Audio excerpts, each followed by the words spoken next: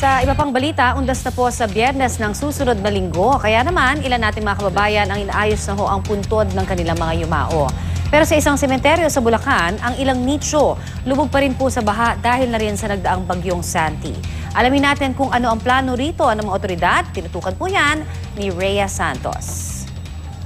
Mga kapuso, hindi lamang po mga buhay ang nakakaranas ng hirap kapag nananalasa ang isang bagyo o kaya bumubuhos ang malakas ng ulan, kundi pati po ang mga namayapa nating mga kamag-anak o mahal sa buhay napeperwisyo rin po kapag nananalasa ang bagyo. Katulad na lamang dito sa Catholic Public Cemetery, Barangay Paco, dito po sa Obando, Bulacan, kung saan kitang-kita pa rin ang bakas ng nakaraang bagyo. Ito yung bagyong Santi, no? Kita nyo naman, marami pa ring bahagi ng sementeryong ito.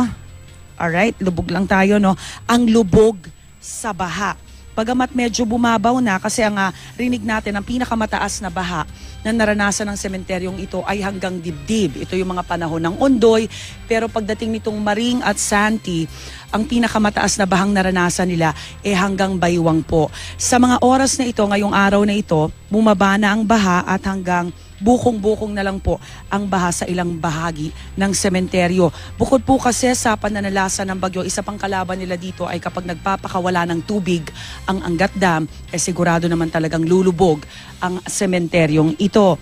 Yan nga po yung mga pasakit, no, na medyo dinadanas ngayon ng ating mga kababayan, lalong-lalo na mag-uumpisa po ang undas sa susunod na linggo. Kaya mga kapuso, alamin po natin, no, kung ano mga paghahanda yung ginagawa ng ating mga kababayan, lalong-lalo na yung mga naapektuhan ng matinding pagbaha, yung mga puntod ng kanilang mga mahal sa buhay. Mga kasama po natin, Tatay. Alright, ito po si Tatay Severino, Boyet Severino. Ang kanya pong anak na pumanaw na po ilang taon nang nakakaraan ay dito po nakalibing sa Catholic Public Cemetery sa Obando, Bulacan. Tatay, magandang umaga po. Paano po yan? Paano nyo po dinadalaw yung anak nyo kung lubog po sa baha ang ilang bahagi ng sementeryo? Doon na lang po kami sa bahay. Doon na lang po kami sa bahay nag-ano ng kandila. At di na po kami pupunta sa kanya. Alright. Ano po bang sitwasyon ng puntod po ng anak natin? Ano lang, yung maraming damo siya at may kaunting tubig na bagyo.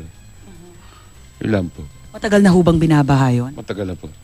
Matagal. Paano ho? Lubog na ho yung puntod? Lubog na lubog na. So paano ho yan? Nagtitirik na lang kayo ng kandila sa bahay kapag... Sa bahay na lang po, nagtitirik kami ng kandila. Nadadalaw nyo pa ho ba? Talaga? Hindi na.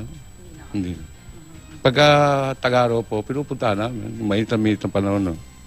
Pinupunta namin. Pero pag panahon ng undas, sa susunod na linggo? Ay, sa bahay na lang po. Ano hong plano nyo? Plano nyo hubang ilipat? Ang plano po namin pataasan para tumaas ang pwesto niya. Nilalubugin. Alright, nakausap po natin si Tatay Boyet Severino ho, kung saan nalubog na nga po ang puntod ng kanyang pumanaw na anak. Ang problema ho kasi sa mga may kaya, talaga namang pag napataasan nila yung lugar ng puntod ng kanilang mga kamag-anakan, ang naapektuhan ng lubos, syempre yung mga taong wala naman talagang budget para magpataas dahil lalo pang nalulubog yung puntod ng kanilang mga kamag-anak. At yan po ang pinakahuli mula dito sa Public Cemetery sa Obando, Bulacan.